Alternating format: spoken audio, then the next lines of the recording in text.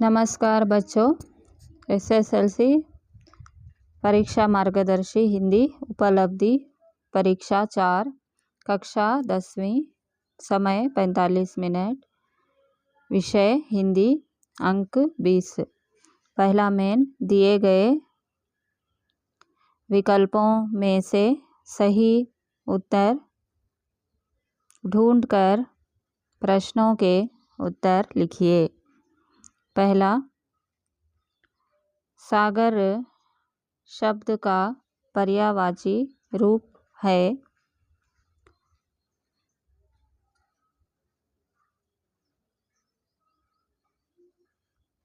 ए जवाब है ए समुद्र। दूसरा सवाल, सदाचार शब्द का विलोम रूप है।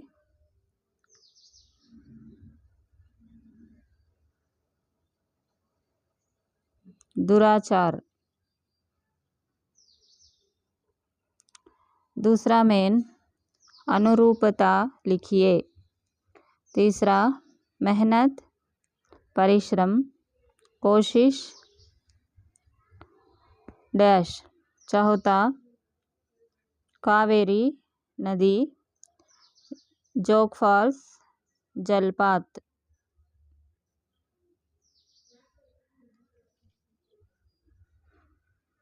तीसरा मेन, एक वाक्य में उत्तर लिखिए। पांचवा सवाल, कृष्ण की शिकायत किसके प्रति है। छठवां सवाल, टोली का मुखिया कौन था। चौथा मेन, 2-3 वाक्यों में उत्तर लिखिए। सातवां सवाल, यशोदा कृष्ण के क्रोध को कैसे शांत करती है। आठवां सवाल, गांव को आदर्श गांव कैसे बनाया जा सकता है। पांचवा मेन, 4-6 वाक्यों में उत्तर लिखिए। नौवां सवाल, बचेंद्री ने पहाड़ पर चढ़ने की तैयारी किस प्रकार की। 10वां सवाल, कर्नाटक के प्राकृतिक सौंदर्य का वर्णन कीजिए। 6वां मेन, पद भाग को लिखकर पूर्ण कीजिए। पद्य भाग को लिखकर पूर्ण कीजिए। असफलता एक डैश।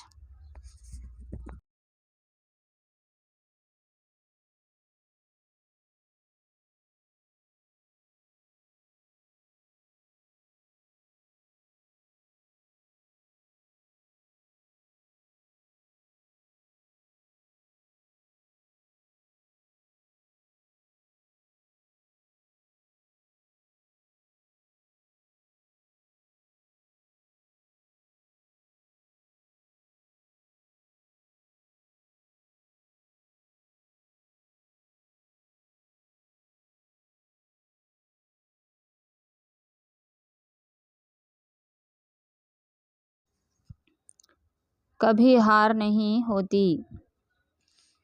महत्वपूर्ण अंश परीक्षा के लिए। नाम, हा सम, पद्य भाग 4 अंक। कोशिश करने वालों की कभी हार नहीं होती। कवि सोहनलाल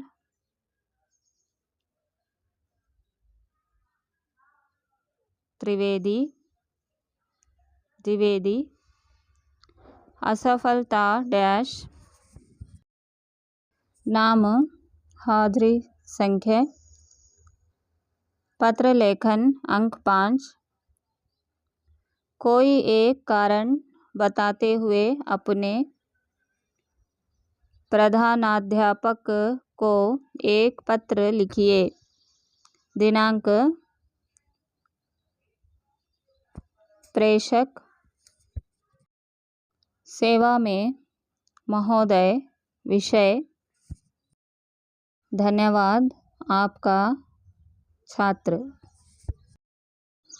मातृभूमि, एक वाक्य में उत्तर लिखिए।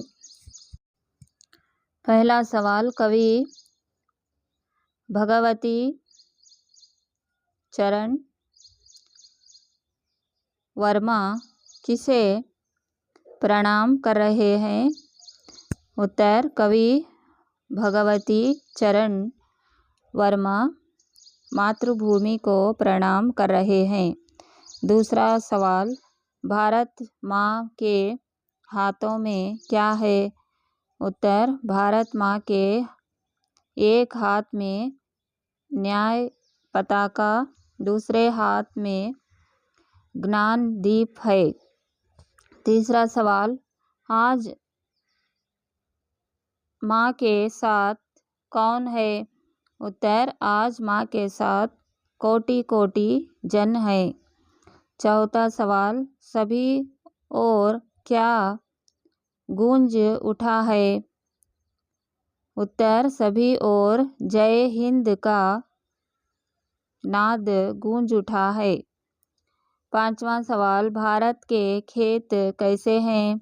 उत्तर, भारत के खेत हरे भरे सुहावना है। छठवां सवाल, भारत भूमि के अंदर क्या क्या भरा हुआ है? उत्तर, भारत भूमि के अंदर खनिज रूपी धन भरा हुआ है। सातवां सवाल, सुख संपत्ति धन धाम को माँ कैसे बांट रही है? उत्तर, सुख संपत्ति धन धाम को माँ मुक्त हाथों से बांट रही है। आठवां सवाल, जग के रूप को बदलने के लिए कवि किससे निवेदन करते हैं? उत्तर, जग के रूप को बदलने के लिए कवि भारत माता से निवेदन करते हैं। नौवां सवाल, जय हिंद का नाद कहाँ कहाँ पर गूंजना चाहिए? उत्तर, जय हिंद का नाद सकल नगर और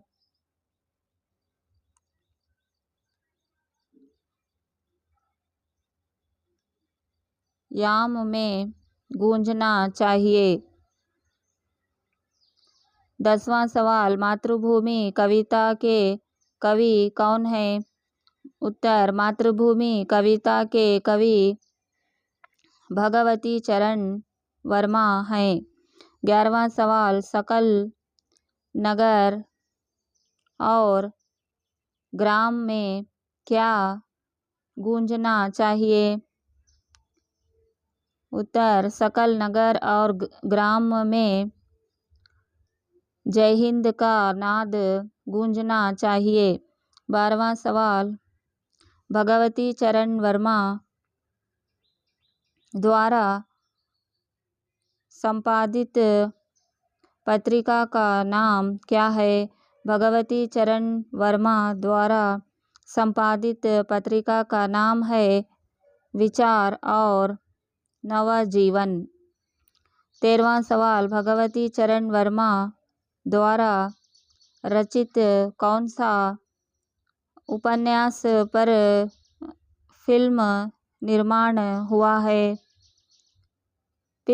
चित्रलेखा।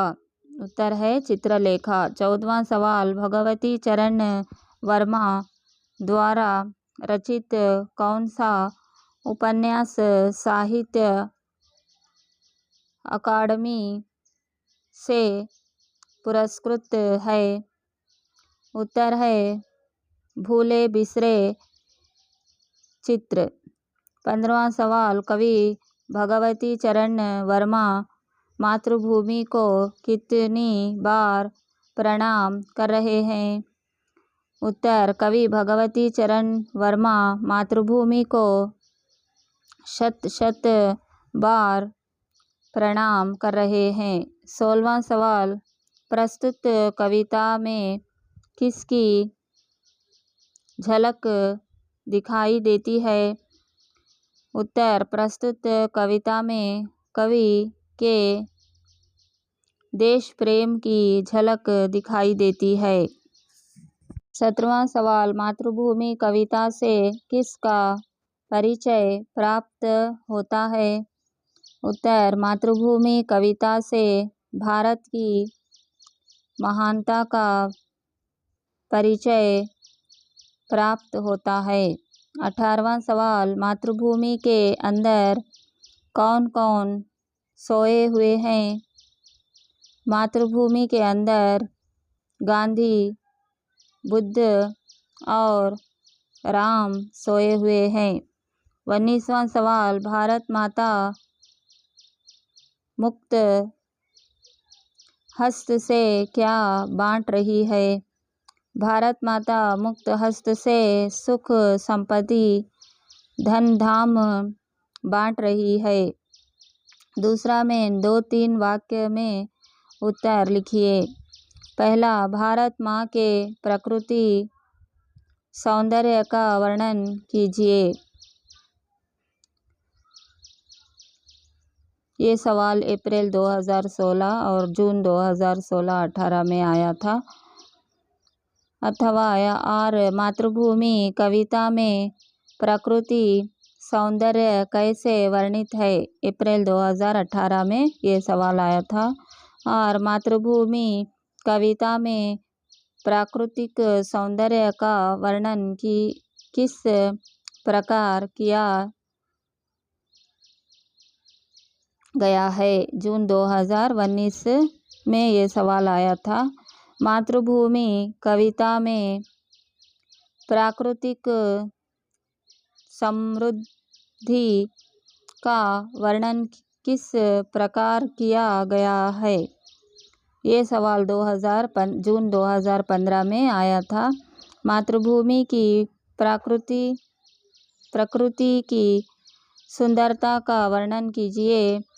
अप्रैल 2017 में ये सवाल आया था। मातृभूमि के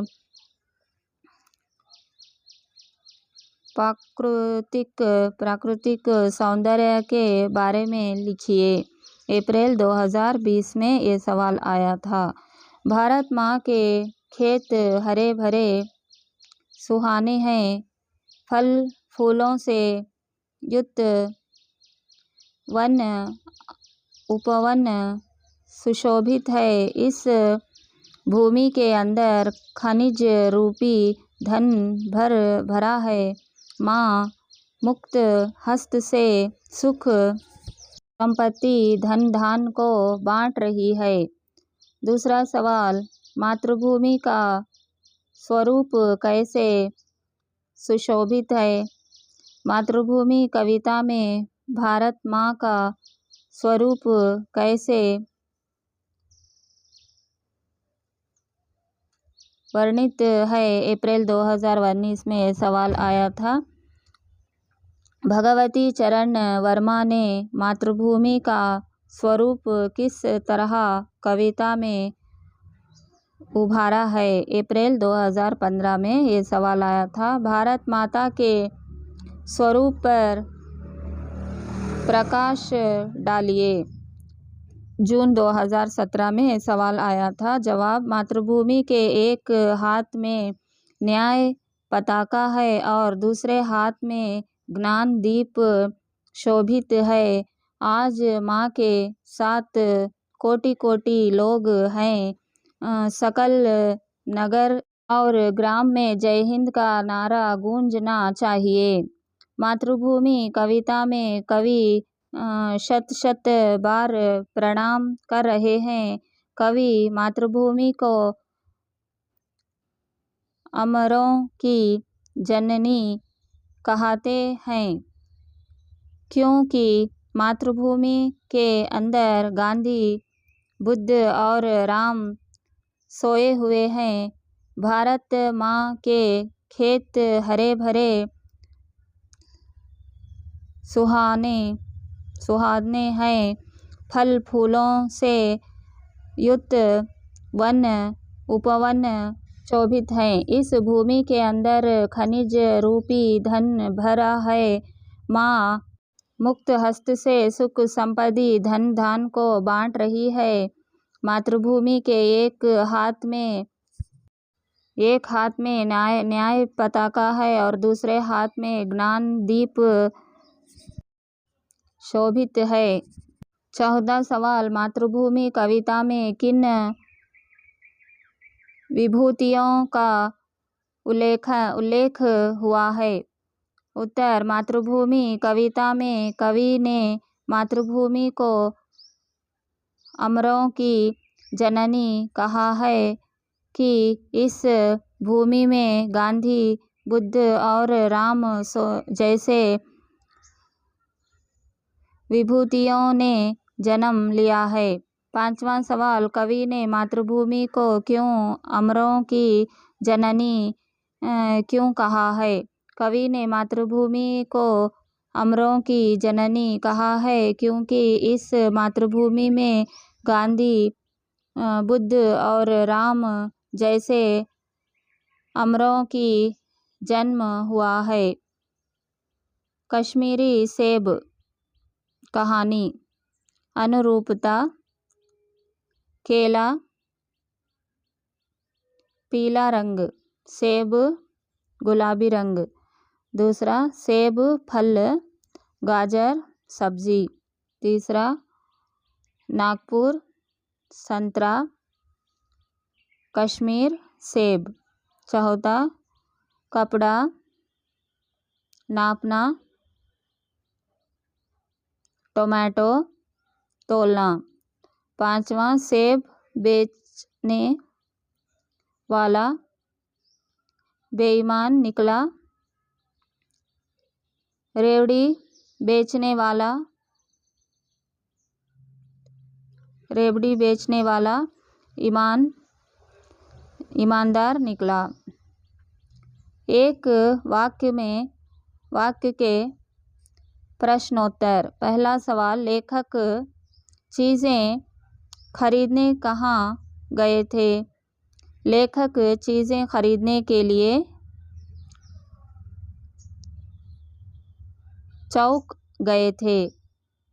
दूसरा सवाल, लेखक को क्या नज़र आया? लेखक को रंगदार गुलाबी सेब नज़र आया। तीसरा सवाल, लेखक का जी क्यों ललचा उठा? रंगदार गुलाबी सेब देखकर लेखक का जी ललचा उठा। चौथा सवाल, टोमेटो किसका आवश्यक अंग बन गया है? टोमेटो भोजन का आवश्यक अंग बन गया है। 5वां सवाल, स्वाद में सेब किससे बढ़कर नहीं है?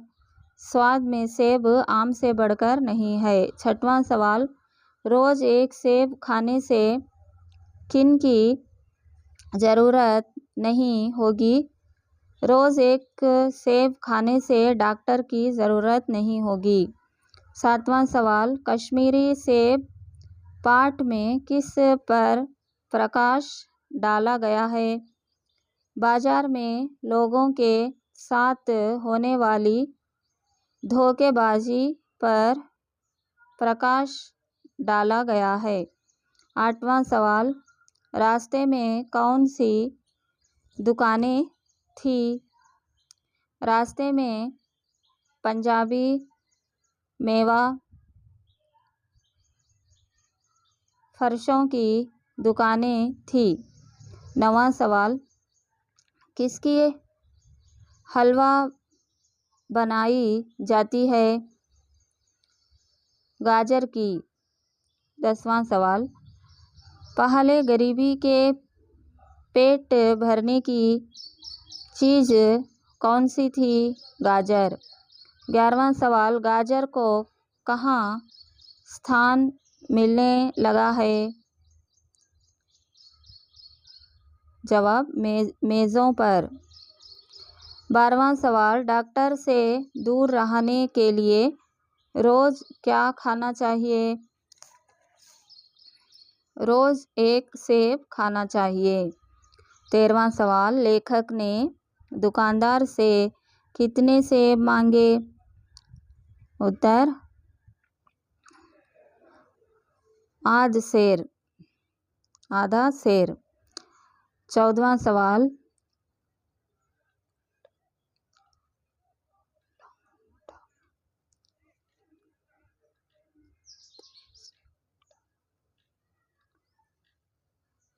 लौंडा कितने सेब लाया? 4 सेब। 15वां सवाल, कश्मीरी सेब पाठ के अनुसार फल कब खाया जाता है? प्रातः काल में। 16वां सवाल, प्रातः काल में क्या खाया जाता है? फल। 17वां सवाल, सेब का छिलका किस प्रकार गल गया था? उत्तर 1 रुपये के आकार में।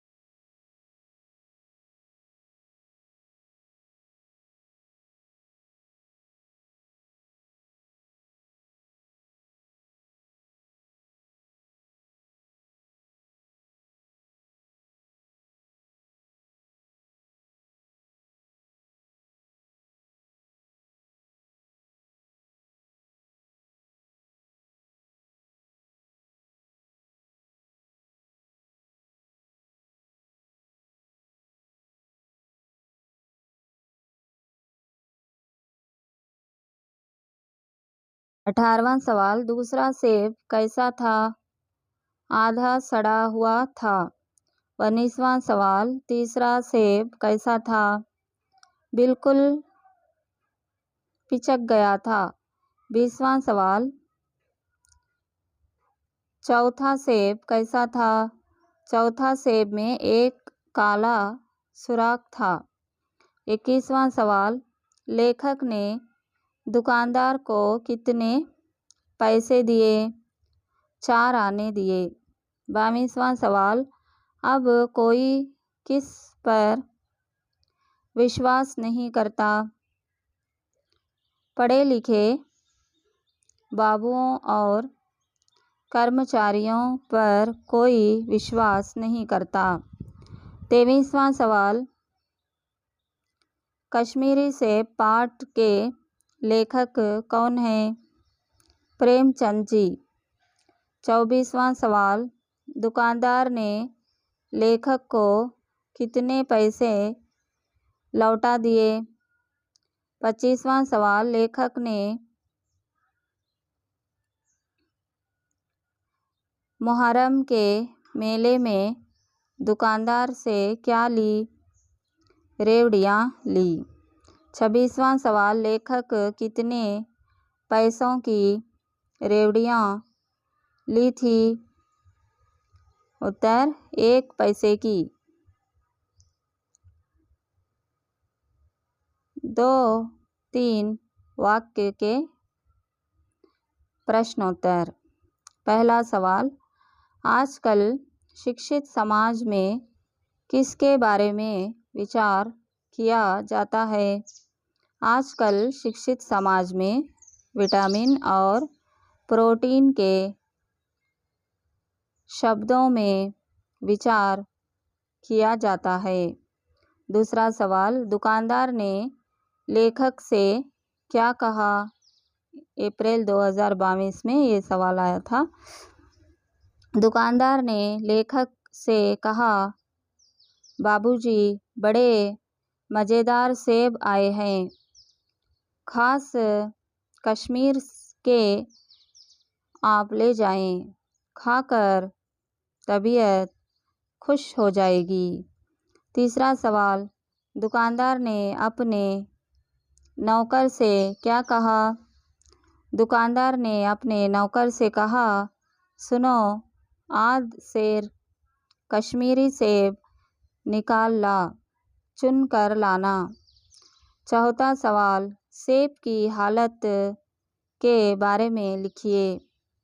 उत्तर, पहला सेब 1 रुपये के आकार में छिलका गल गया था। दूसरा सेब आधा सड़ा हुआ था। तीसरा सेब बिल्कुल पिचक गया था। चौथे सेब में एक काला सुराख था। एक सेब भी खाने लायक नहीं था।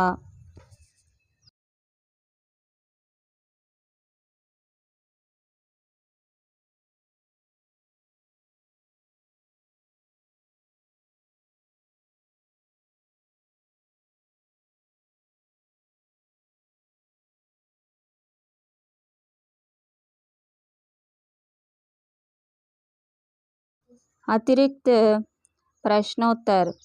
5वां सवाल, कश्मीरी सेब द्वारा प्रेमचंद जी क्या संदेश देते हैं? कश्मीरी सेब पाठ में लेखक पाठकों को क्या चेतावनी देते हैं? अप्रैल 2019 में ये सवाल आया था।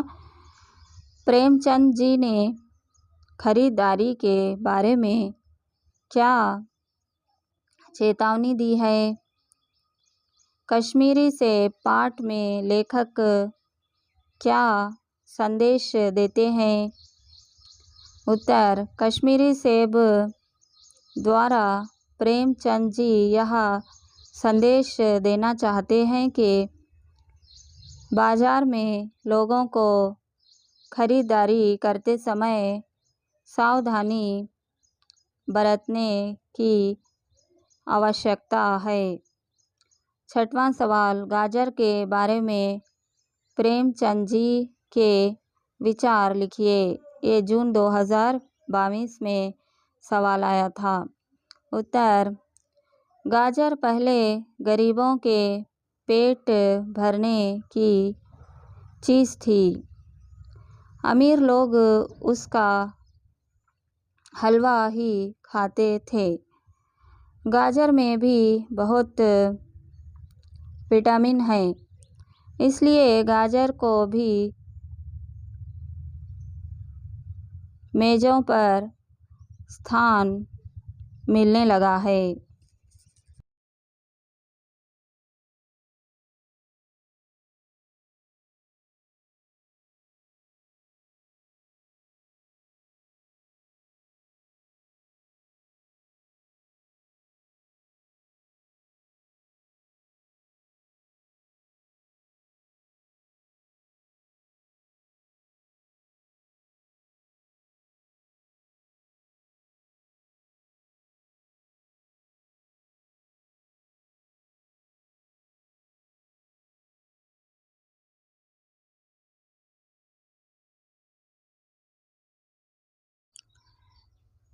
गिल्लू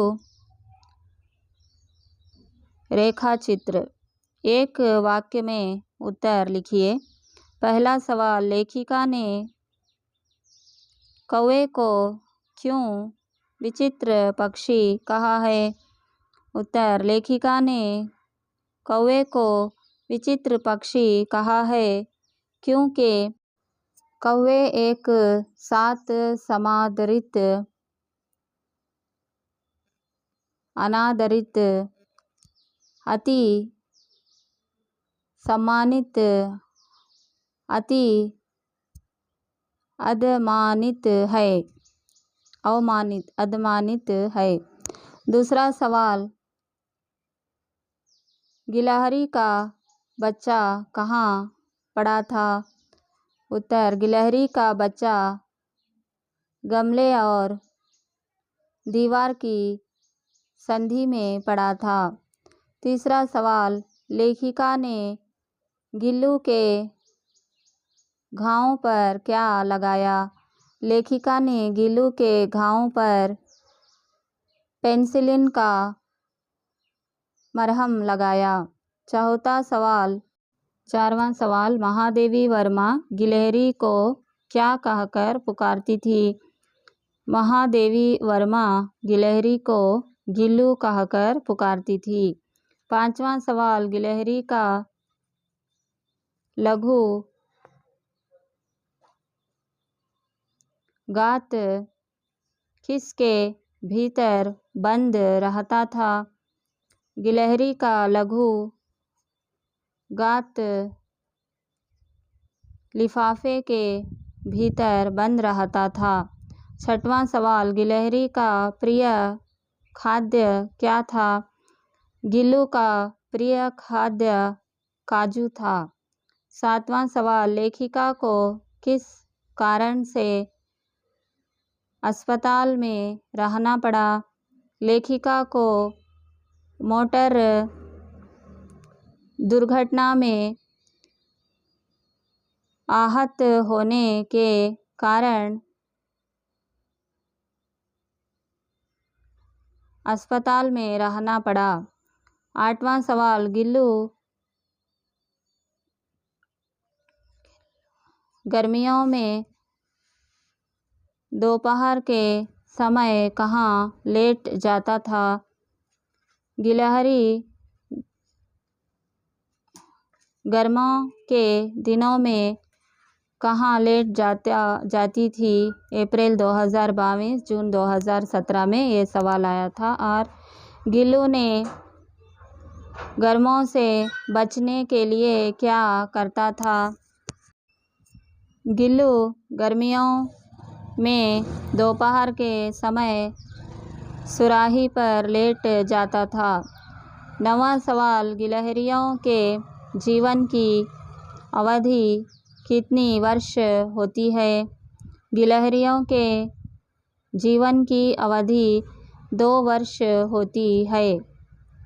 10वां सवाल, गिलहरी की समाधि कहाँ बनाई गई है? अप्रैल 2015 का सवाल। गिल्लू की समाधि सोनजूही की लता के नीचे बनाई गई है। अतिरिक्त प्रश्नोत्तर। 11वां सवाल, गिल्लू को लेखिका किसके अंदर बंद कर देती थी? उत्तर, गिल्लू को लेखिका लिफाफे के अंदर बंद कर देती थी। 12वां सवाल, गिल्लू पाठ के लेखिका कौन हैं? गिल्लू पाठ के लेखिका महादेवी वर्मा हैं। 13वां सवाल, गिल्लू पाठ से हमें क्या सीख मिलती है? गिल्लू पाठ से हमें स्नेह भाव तथा प्राणी दया की सीख मिलती है। 14वां सवाल, हमारे पुरखे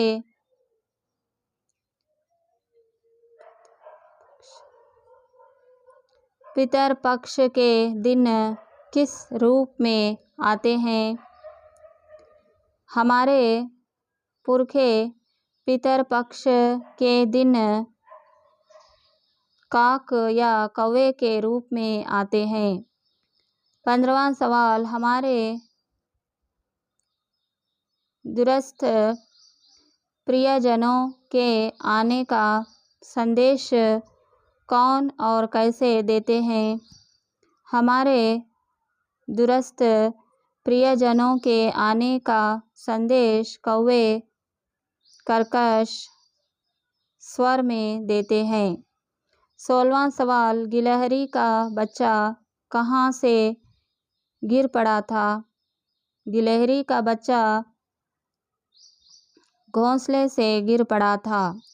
17वां सवाल, गिलहरी के आँखें कैसी थी? गिलहरी के आँखें नीले कांच के मोतियों जैसी थी। 18वां सवाल, गिल्लू को किससे बचाना एक समस्या थी? गिल्लू को घर में पले कुत्ते बिल्लियों से बचाना एक समस्या थी। 19वां सवाल, गिल्लू किनकी नेता बना? गिल्लू गिलहरियों के झुंड का नेता बना। 20वां सवाल, महादेवी वर्मा गिल्लू को उष्णता देने के लिए क्या जलाया? महादेवी वर्मा गिल्लू को उष्णता देने के लिए हीटर जलाया। 21वां सवाल, गिल्लू पाठ साहित्य की कौन सी विधा है? गिल्लू पाठ साहित्य की रेखाचित्र विधा है। 22वां सवाल, महादेवी वर्मा को क्या कहा जाता है? महादेवी वर्मा को आधुनिक मीरा कहा जाता है। 23वां सवाल, गिल्लू कब चिर निद्रा में सो गया? गिल्लू प्रभात की प्रथम किरण पड़ते समय चिर निद्रा में सो गया। 24वां सवाल, महादेवी जी को किस कृति के लिए ज्ञानपीठ पुरस्कार मिला है? महादेवी जी को यामा कृति के लिए ज्ञानपीठ पुरस्कार मिला है। 25वां सवाल, लेखिका ने गिल्लू के घावों पर क्या लगाया? लेखिका ने गिल्लू के घावों पर पेनिसिलिन का मरहम लगाया। 26वां सवाल, पुराण कथा में किसे पक्षियों के गुरु के रूप में स्वीकार किया गया है? पुराण कथा में कौवे को पक्षियों के गुरु के रूप में स्वीकार किया गया है। 27वां सवाल, कौवे कैसा खेल खेल रहे थे? कौवे छुओवल जैसे खेल खेल रहे थे।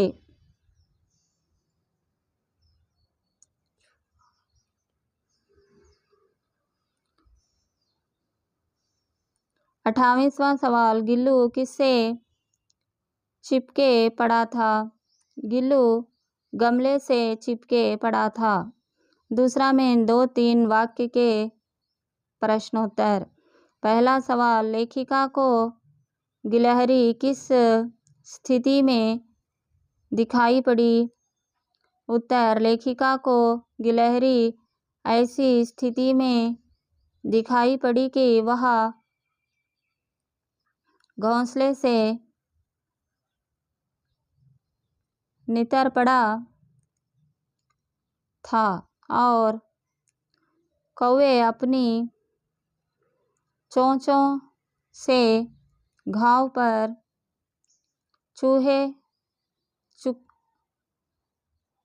घाव कर चुके थे, अतः वह निश्चेष्ट सा गमले से चिपक पड़ा था। लेखिका ने पहला सवाल, लेखिका ने गिल्लू के प्राण कैसे बचाए? अप्रैल 2016 में सवाल आया था। महादेवी जी ने गिलहरी बच्चे की जान कैसे बचाई? जून 2017। महादेवी जी ने गिल्लू की जान कैसे बचाई? जून 2019। उत्तर, लेखिका ने गिल्लू को उठाकर अपने कमरे में लाई, फिर रुई से रक्त पोंछकर घावों पर पेनिसिलिन का मरहम लगाया। कई घंटे के उपचार के बाद उसके मुंह में एक बूंद पानी टपकाया जा सका। इस प्रकार लेखिका ने गिल्लू के प्राण बचाए। तीसरा सवाल, लेखिका का ध्यान आकर्षित करने के लिए गिल्लू क्या करता था? लेखिका का ध्यान आकर्षित करने के लिए गिल्लू लेखिका के पैर तक आकर सर से पर्दे पर चढ़ जाता और उसी तेजी से उतरता। उसका यह दौड़ तब तक चलता जब तक कि लेखिका उसे पकड़ने के लिए न उठती। चौथा सवाल, वर्मा जी को चौंकाने के लिए गिल्लू कहाँ कहाँ छिप जाता था? गिल्लू महादेवी वर्मा को कैसे चौंकाता था? वर्मा जी को चौंकाने के लिए गिल्लू कभी फूलदान के फूलों में छिप जाता, कभी पर्दे की चुन्नट में छिप जाता, कभी सोनजूही की पत्तियों में छिप जाता था। पांचवा सवाल, गिल्लू ने लेखिका की गैर हाजिरी में दिन कैसे बिताया? लेखिका के प्रति गिल्लू अपनी भावना कैसे प्रकट करता था? गिल्लू ने लेखिका की गैर हाजिरी में ना ठीक से खाता था, ना चैन से सोता था। उन दिनों जब लेखिका के कमरे का दरवाज़ा खुलता था, झूले से उतरकर दौड़ता था, फिर किसी दूसरे को देखकर तेजी से अपने घोंसले में जा बैठता।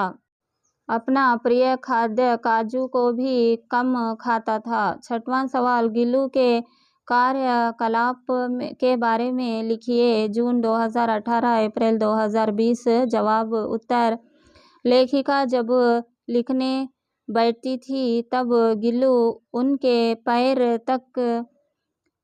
तक आकर सरे से पर्दे पर चढ़ जाता। बाहर गिलहरियों के नेता बनकर खेलता। अपने झूले बैठकर झूलता। लेखिका को चौंकाने के लिए कहीं ना कहीं छिप जाता था। लेखिका के साथ थाली के पास बैठकर बड़ी सावधानी से खाता था। लेखिका के तकिए पर सराहने बैठकर अपने नन्हे पंजों से अपने सिर और बालों को सहलाता था। सातवां सवाल, लेखिका ने गिलहरी को क्या क्या सिखाया? लेखिका ने गिलहरी को घोंसले में रहना, भूख लगने पर चिक चिक करके सोचना देना, थाली के पास बैठकर खाना, सबके साथ मिलजुल कर रहना, प्यार से आदि रहना सिखाया। आठवां सवाल, गिल्लू के अंतिम दिनों का वर्णन कीजिए। जब गिल्लू की जीवन यात्रा का अंत आ गया तब वह दिन भर ना कुछ खाया और ना बाहर गया। उसके पंजे ठंडे पड़ने लगे। लेखिका ने रात भर जागकर हीटर जलाया और उस उष्णता देने का प्रयत्न किया, किंतु प्रभात के प्रथम किरणें पर वो चिर निद्रा में सो गया। नौवां सवाल, गिल्लू के प्रति महादेवी वर्मा जी की ममता का वर्णन कीजिए। गिल्लू के प्रति महादेवी जी ममतामयी थी। जब गिल्लू गमले से चिपका पड़ा था तब उसे उठाकर अपने कमरे में लाई और रुई से रक्त पोंछकर पेनिसिलिन का मरहम लगाया। उसका पालन पोषण किया। जब उसका अंत आ गया तब वह रात भर हीटर जलाकर उसे उष्णता देने का प्रयत्न किया। अपने घर के आंगन में उसकी समाधि बनाई। अतिरिक्त प्रश्नोत्तर। 10वां सवाल, गिल्लू जाली से मुक्ति पाकर क्या क्या करता था? गिल्लू बाहर जाकर दिन भर गिलहरियों के झुंड का नेता बनकर उछलता कूदता रहता। ठीक 4 बजे वह खिड़की से भीतर आकर अपने झूले में झूलने लगता। सवाल, महादेवी जी की अस्वस्थता में गिलहरी ने कैसी सेवा की? महादेवी जी की अस्वस्थता में गिल्लू लेखिका के तकिए पर सिरहाने बैठकर उनका नन्हे नन्हे पंजों से लेखिका का सर और बालों को हौले हौले सहलाता रहता था। 12वां सवाल, लेखिका के प्रति गिल्लू अपनी भावना कैसे प्रकट करता था? लेखिका जब अस्पताल में थी तब गिल्लू उदास रहता। अपना प्रिय खाद्य काजू को भी कम खाता था। जब उनके कमरे का दरवाज़ा खुलता तो झूले से उतर कर दौड़ता और किसी दूसरे को देखकर निराश होकर लौट जाता। उनके तकिए के से सिरहाने बैठकर अपने नन्हे पंजों से उनके सिर और बाल सहलाता था। इस प्रकार गिल्लू अपनी भावना प्रकट करता था। अभिनव मनुष्य। अनुरूप शब्द लिखिए। पहला, गिरी पहाड़, वारी नदी। दूसरा, पवन वायु, सिंधु सागर। तीसरा, जमीन आसमान, आकाश भूमि। चौथा, नर आदमी, घर,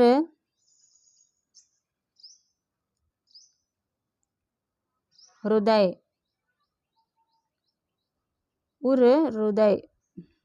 हृदय। 5वां, मातृभूमि, भगवती चरण वर्मा। अभिनव मनुष्य, रामधारी सिंह दिनकर। एक वाक्य में उत्तर लिखिए। पहला सवाल, आज की दुनिया कैसी है? कवि के अनुसार आज की दुनिया कैसी है? कविता के अनुसार वर्तमान की दुनिया कैसी है? उत्तर, आज की दुनिया विचित्र नवीन है। दूसरा सवाल, मानव के हुक्म पर क्या चढ़ता उतरता है? मानव के हुक्म पर पवन का ताप चढ़ता उतरता है। तीसरा सवाल, परमाणु किसे देखकर कांपते हैं? उत्तर, परमाणु मनुष्य के कर्मों को देखकर कांपते हैं। चौथा सवाल, अभिनव मनुष्य कविता के कवि कौन है? उत्तर, अभिनव मनुष्य कविता के कवि रामधारी सिंह दिनकर हैं। 5वां सवाल, आधुनिक पुरुष ने किस पर विजय प्राप्त कर ली है? उत्तर, मानव ने प्रकृति के हर तत्व पर विजय प्राप्त कर ली है। छठवां सवाल, नर किन किन को लांघ सकता है? उत्तर, मनुष्य, सरित, गिरि, सिंधु लांघ सकता है। सातवां सवाल, आज मनुष्य का यान कहाँ जा रहा है? आज मनुष्य का यान गगन में जा रहा है। अतिरिक्त प्रश्नोत्तर। आठवां सवाल, रामधारी सिंह दिनकर जी का जन्म कब हुआ? उत्तर, रामधारी सिंह दिनकर जी का जन्म 1904 को हुआ। नौवां सवाल, अभिनव मनुष्य पद्य भाग को किस काव्य संकलन से लिया गया है? उत्तर, अभिनव मनुष्य पद्य भाग को